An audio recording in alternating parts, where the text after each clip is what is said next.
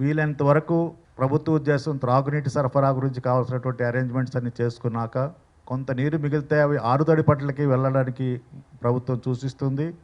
వరి పంటకి వెళ్ళకూడదని సూచిస్తుంది. వర్షపాతం లేకుండా కాలువల ద్వారా వరి పంట ఇవ్వడం అనేది కష్టతరమైనది.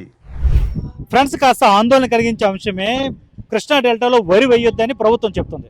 కృష్ణానదిలో ఈ టైంకి ప్రకాశం బ్యారేజ్ దగ్గర ఉన్నాం మనం, పూర్తిగా వాటర్ వెళ్ళిపోతూ ఉండాలన్నమాట. 2 ఏళ్ల క్రితం అయితే ఇదే టైంకి ఎంత పెద్ద వరద విజయవాడ చూసిందో మనం చూసాం కదా ప్రత్యక్షంగా, ఎంత ఇబ్బంది పడ్డారు ప్రజలు.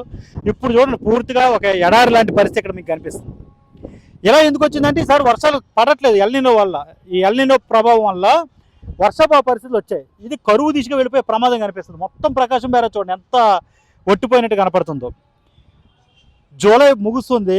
రాష్ట్రానికి సంబంధించిన ఇరిగేషన్ శాఖ ఇంజనీర్ ఇన్ చీఫ్ కృష్ణమూర్తి గారు స్వయంగా చెప్తున్నారు. ఏమంటున్నారు? రాష్ట్రంలో వర్షాభావ పరిస్థితులు ఉన్నాయి. రాష్ట్రం మొత్తం మీద 51% నీటి లోటు అయితే ఉంది.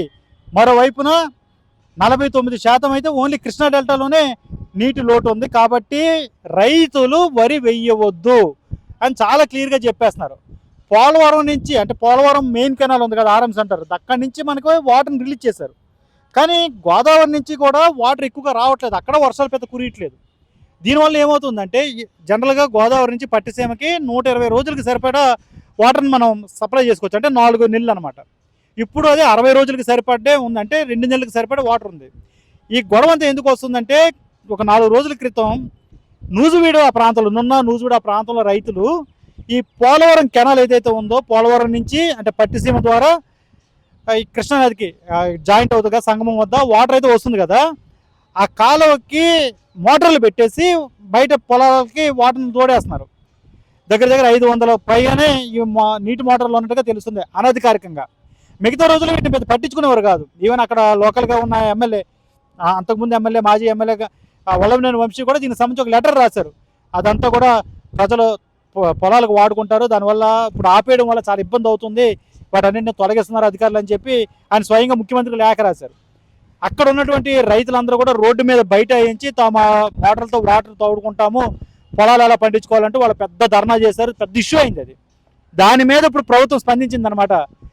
తాగునీటి అవసరాలకే వాడుతున్నాము, వాటర్ లేదు కాబట్టి మేము చెప్పే వరకు వరి వేయవద్దు, ఆరుతడి పంటలే వేసుకోండి కానీ వరి వేయవద్దు అని చాలా క్లియర్గా చెప్తున్నారు. ఎందుకంటే జూన్ 2027 అంటే వచ్చే ఏడాది, ఇది ఆల్రెడీ సగం వర్షాకాలం అయిపోయింది, వర్షాలు లేవు, పైనుంచి కూడా వాటర్ ఏమి రావట్లేదు, మహారాష్ట్ర నుంచి రావాల్సిన వాటర్ రావట్లేదు, శ్రీశైలం నిండాలి, నాగార్జున సాగర్ నిండాలి, ఆ తర్వాత మనకి ఇక్కడ కిందకి వాటర్ రావాలి. సో ఆ పరిస్థితి ఏం కనిపించట్లేదు. అందుకే చూడండి మొత్తం ఎడారిలాగా అయిపోయింది ఇక్కడ ఈ ప్రకాశం బ్యారేజ్ దగ్గర ఉన్న పరిస్థితి అంతా కూడా.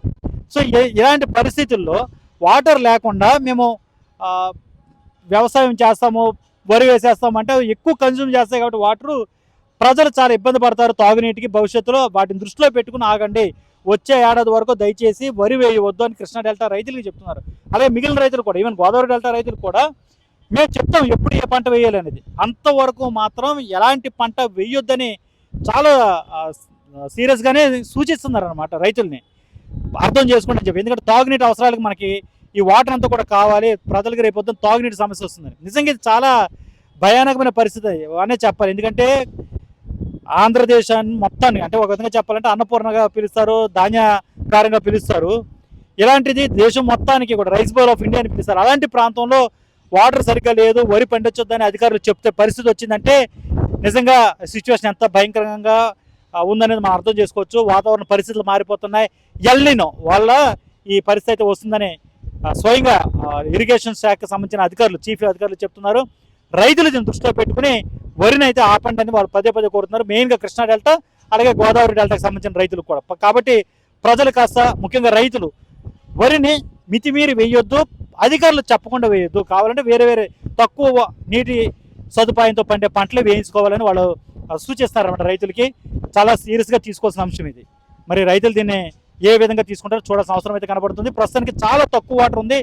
వచ్చే ఏడాది వరకు ఇప్పుడున్న నీరు కృష్ణాలో కావచ్చు, గోదావరిలో కావచ్చు, ఉన్న నీరు తాగునీటి అవసరాలకి వాడే పరిస్థితి అయితే ఉంది.